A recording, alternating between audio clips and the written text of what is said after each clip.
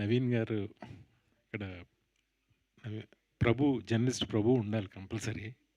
ఎందుకంటే నవీన్ గారి గురించి వాళ్ళ నాన్నగారి గురించి విజయ్ మాధవి ప్రొడక్షన్స్, బొబ్బిలి పులి సినిమా దగ్గర నుంచి అన్నీ తెలిసింది ప్రభుకే. నీకు కూడా తెలుసా?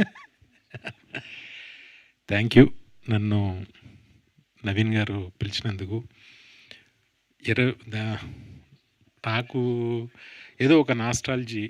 నేను అసిస్టెంట్ డైరెక్టర్గా అంటే కో డైరెక్టర్గా నేను పనిచేసిన నా ఆఖరి చిత్రం ఒడ్డే నవీన్ గారు హీరో. ఆయన సినిమాకే పనిచేశాను. ఆయన సినిమాకి పనిచేస్తుండగా నాకు ఆది సినిమా వచ్చింది డైరెక్టర్గా. అది బెల్లంకొండ సురేష్ గారే తీశారు నవీన్ గారితో. ఈయన సినిమాకే నేను స్విట్జర్లాండ్ వెళ్ళినప్పుడు నాకు ఎన్టీఆర్ పరిచయం. కానీ ఆదికి నాంది నవీన్ గారి సినిమా, అక్కడ పనిచేయటం వల్ల అది వచ్చింది. Thank you. నన్ను ఎంతో ప్రేమగా, ఎంతో ఇష్టంగా, ఎంతో ఇదిగా చూసేవారు నవీన్ గారు. ఒకరోజు ఆయన కెరియర్లో ఆయన చేసిన 90% సినిమాలు, 90% కంటే పైనే ఆయన ఇష్టంగా చేసినవి కాదు. అది నేను ఆయన మనసులోకి దూరి నేను చెప్పగలను. ఎందుకంటే నేను పనిచేసింది ఒక సినిమా అయినా కూడా ఆయన చాలా మదన పడుతూ ఉండేవారు. ఏదైనా సీన్ వచ్చినప్పుడు ఏంటిది ఇలా ఏదో పాపం ఒకలా రెస్ట్లెస్గా ఉండేవాడు ఆయన. నాకు అర్థమయ్యేది అది. ఒకరోజు నేను అనుకోకుండా ఒక సీన్ ఏదో రాశాను. ఇది ఎవరు రాశారని అడిగాడు ఆయన.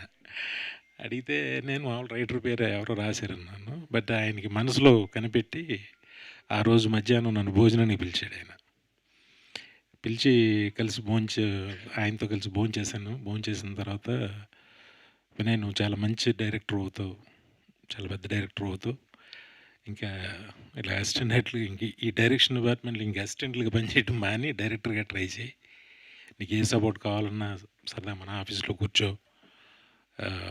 అది అని నన్ను ఎందుకో నన్ను చాలా ఇష్టంగా చూసేవారు.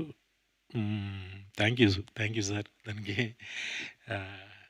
ఇప్పటికీ పాపం ఆయనకి ఎప్పుడు తృప్తిగా అయితే నేను కరెక్ట్ అయితే మీరు ఆయనకి నచ్చి ఎప్పుడు పాపం ఏ సినిమా కూడా ఆయనకు నచ్చి పూర్తిగా నచ్చి చేసినవి చాలా తక్కువ సినిమాలు ఉంటాయి. ఎందుకంటే ఆయన ఫ్యామిలీ బ్యాక్గ్రౌండ్ కావచ్చు, ఆయన పెరిగిన విధానం కావచ్చు, అప్పటికి ఆయనకి తెలిసిన, ఆయన చూసిన సినిమాలు, ఆయనకి తెలిసిన ప్రపంచం, దానికి ఈక్వల్గా అప్పుడు ఇక్కడ ఎవరు లేరు నిజంగా. ఎందుకంటే వాళ్ళ ఇన్ఫ్లుయెన్స్. మేము స్విట్జర్లాండ్ నుంచి వస్తుంటే కాస్ట్యూమరు ఫ్లైట్లో సిగరెట్ కాల్చాడు టాయిలెట్లో. మేము ఫ్లైట్ ఇది ల్యాండ్ అయ్యేసరికి AK-47 గన్స్తో వచ్చేసారు. ఆ కాస్ట్యూమర్ని అరెస్ట్ చేశారు. ఎవరికి ఏం తెలీదు.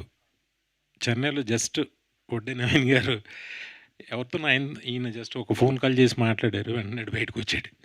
ఓ, ఇంత ఇన్ఫ్లుయెన్స్డ్ అయినా అనుకున్నాను నేను అప్పుడు. కానీ ఆయన వెళ్ళాల్సిన స్థాయికి వెళ్ళారని నేను అనుకోను. కానీ ఈ సినిమా పెద్ద హిట్. ఎక్కడి నుంచైనా ఆయనకి నచ్చిన సినిమాలు, మంచి సినిమాలు రావాలని మనస్ఫూర్తిగా కోరుకుంటున్నా. ఈ సినిమాతో ఫస్ట్ టైం డైరెక్టర్గా వస్తున్న కిషోర్ కమల్ కానీ అందరికీ, టీం అందరికీ మంచి సక్సెస్ రావాలని మనస్ఫూర్తిగా కోరుకుంటున్నా. అన్ని సంవత్సరాల తర్వాత నేను అప్పుడు మానేసిన తర్వాత మళ్ళీ నిన్నే ఆయన ఫోన్ కాల్లో ఆయన వాయిస్ వినటం, ఆయన్ని చూడడం. అప్పుడు ఎలా ఉన్నాడు, ఇప్పుడు అలాగే ఉన్నాడు ఆయన హ్యాండ్సమ్గా. All the best sir. Thank you. నన్ను ఎంకరేజ్ చేసినందుకు చాలా థ్యాంక్స్ అండి. నా మీద ఎంతో నమ్మకం పెట్టుకున్నారు మీరు అనుకున్నట్టే కొంతవరకు సాధించగలిగా నేను కూడా. Thank you sir. Thank you very much నన్ను పిలిచినందుకు. మిమ్మల్ని చూడటం చాలా ఆనందంగా ఉంది. చాలా exciting. Thank you very much. Thank you so much. Cinema పెద్ద హిట్ అవ్వాలని మనస్ఫూర్తిగా కోరుకుంటున్నా. Thank you sir. హంబుల్నెస్కి కూడా ఒక ఇది ఉంటుంది సార్. నేను కూడా ఎంతో కొంత సాధించానంట సార్. మీ బ్లాక్ బస్టర్స్ ఒక రికార్డులు తిరగేస్తే చెప్పుకోవడానికి రోజు సరిపోదు. సో సార్, మీరు ఎంత సాధించినా సరిపోదు. అది కరెక్టే సార్. మీరు వడ్డే నవీన్ గారు ఒక స్టేజ్ పైన ఇలాగా రేర్గా, అంటే అనుకోకుండా ఇలాగా కోఇన్సిడెంట్ జరిగింది కాబట్టి ఈ సిచ్యువేషన్లో నేను ఒక క్వశ్చన్ అడిగేద్దాం అనుకుంటున్నాను. మొన్న కూడా సార్ ఇంటర్వ్యూలో జిష్ణు గారు కూడా కనిపించారు మాకు. జిష్ణు, సో ఏమన్నా ఆ అనుబంధాన్ని నెక్స్ట్ జనరేషన్‌కి కూడా తీసుకొని వెళ్ళాలనుకుంటున్నారా? లాంచింగ్ ఏమైనా ప్లాన్ చేస్తున్నారా? అవి కూడా ఇక్కడే మాట్లాడేద్దాం అనుకుంటున్నాం. నాకు నిజంగా తెలీదు. నేను ఇప్పుడే అడిగా. నవీన్ గారికి జిష్ణు ఇచ్చేస్తా. అని పేరొస్తే నేను అడిగా ఎవరండి బాబా అని అన్నా. అవునన్నా. ఏంటి ఫిల్మ్ ఇంట్రెస్ట్ సినిమాలు ఇంట్రెస్ట్ ఉందంటే, లేదు చిన్న పిల్లోడు ఏదో అంటుంటాడు గానీ ఇంకా తెలీదు అని అన్నాడు ఆయన. అలాంటిదేం లేదు. ఏమో ఏం జరుగుద్దో ఎవరికి తెలుసు.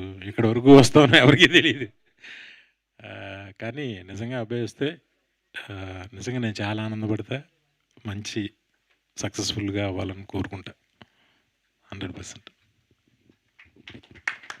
యెస్. అండ్ ఆ లాంచింగ్ మీ బ్లెస్సింగ్స్ ద్వారా కూడా జరగాలి అని మనస్ఫూర్తిగా కోరుకుంటున్నాం sir. Thank you so much. So Naveen గారికి నేను అప్పుడే